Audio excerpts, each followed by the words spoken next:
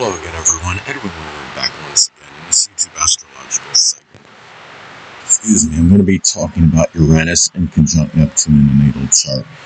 Now, some of you may remember when I first started my YouTube astrology channel, I did a series on the aspects of the natal chart. They're a little bit concise.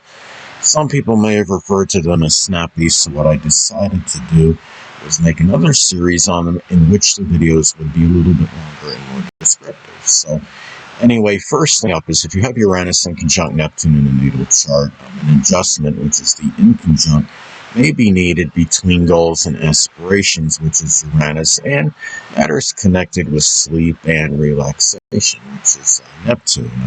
One or the other may be overemphasized. The key is to find the balance, the harmony, and the equilibrium between the two. So, if you have Uranus and Aquarius as an example, well, first off, I'll maybe kind of rewind.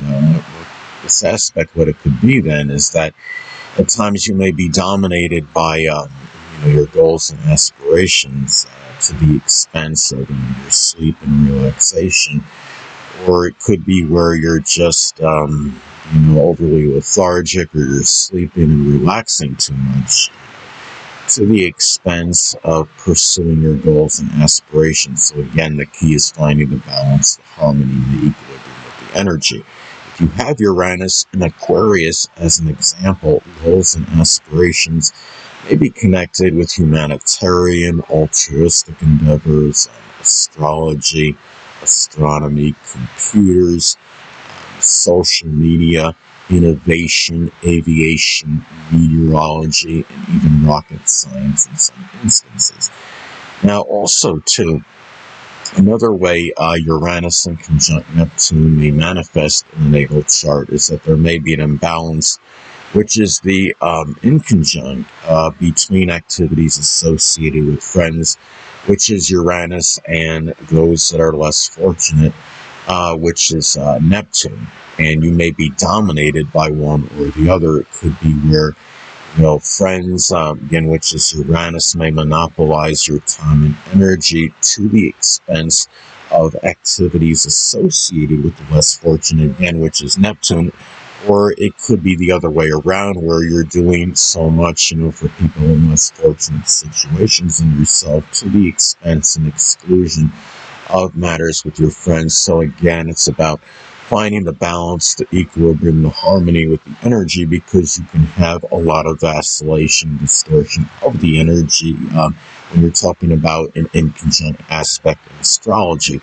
Now, the thing is, if you have, say, Uranus in Capricorn as an example, one or more of your friends may actually be a Capricorn sun, moon, or ascendant, or simply embody the characteristics of the sign. It could be people that are very serious, industrious, responsible, ambitious, career-oriented, disciplined, structured, consistent, but can also be at times maybe somewhat cold, callous, or even undemonstrative.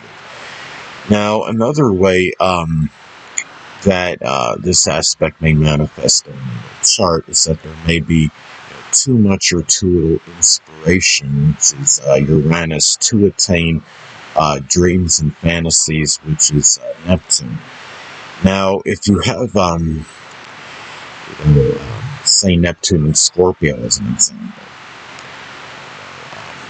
dreams and fantasies may be tied in with the occult, which includes astrology or psychology, deep research, forensics, investigation, embalming. It could be working as a coroner or a surgeon, as some examples.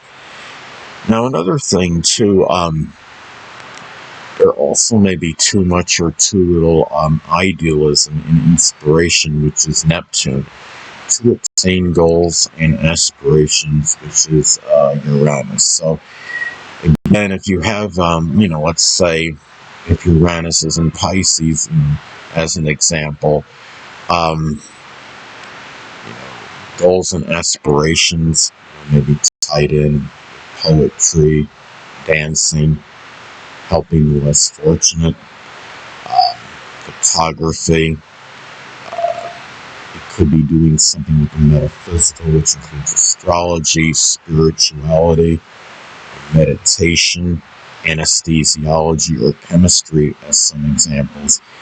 And then another way this aspect may be expressed in the natal chart is that you may vacillate between easily seen deception and duplicity, which is Neptune, in groups, clubs, and organizations, and even friends, which is Uranus. And other times there may be tremendous difficulty in doing so. Again, you have a lot of extreme energy with this, again, because there can be times where you easily see, if there's anybody being deceitful, anybody in a group, club, or organization, or even friends. And other times you may really just be like oblivious to this. So the thing is, let's say, for example, if you have, Uranus and Sagittarius, you may be involved in some group, club, or organization associated with publishing, advertising, printing press operation, religion, philosophy, college teaching, sports, the outdoors, camping, or foreign travel as some examples. Another thing about this aspect is that those same people that I just described, people that are prominent in groups, clubs, and organizations, and even friends, which is Uranus, may either be extremely beneficial or very unhelpful in dealing with hidden adversaries, which is Neptune.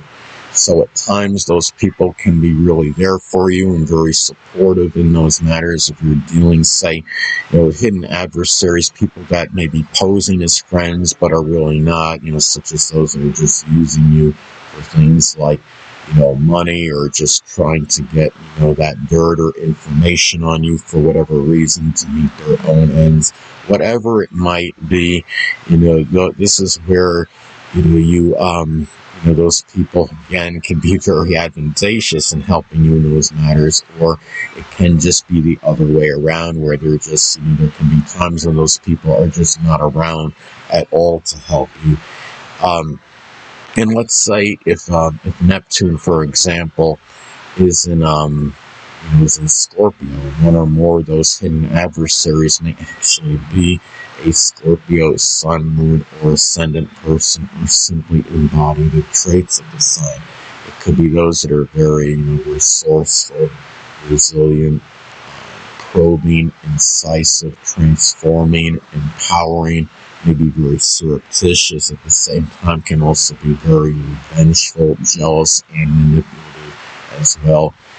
And another thing about this aspect is that you may either overemphasize integrating with society, which is Uranus, to the expense of matters, solitude, seclusion, and isolation, which is Neptune, or it could be the other way around, where isolation at times may dominate to the point where you may deprive yourself to some degree of integrating with society, where you're not out and about and being involved, with groups and clubs, organizations, or just, meshing with society in general. So it's really, again, it's finding that balance, the harmony, and the equilibrium with that energy. Now, if you have, say, if Neptune, is in Pisces, as an example, somebody, there may be more isolation, doing, could be Pisces related things, whether it be poetry or dancing or photography, or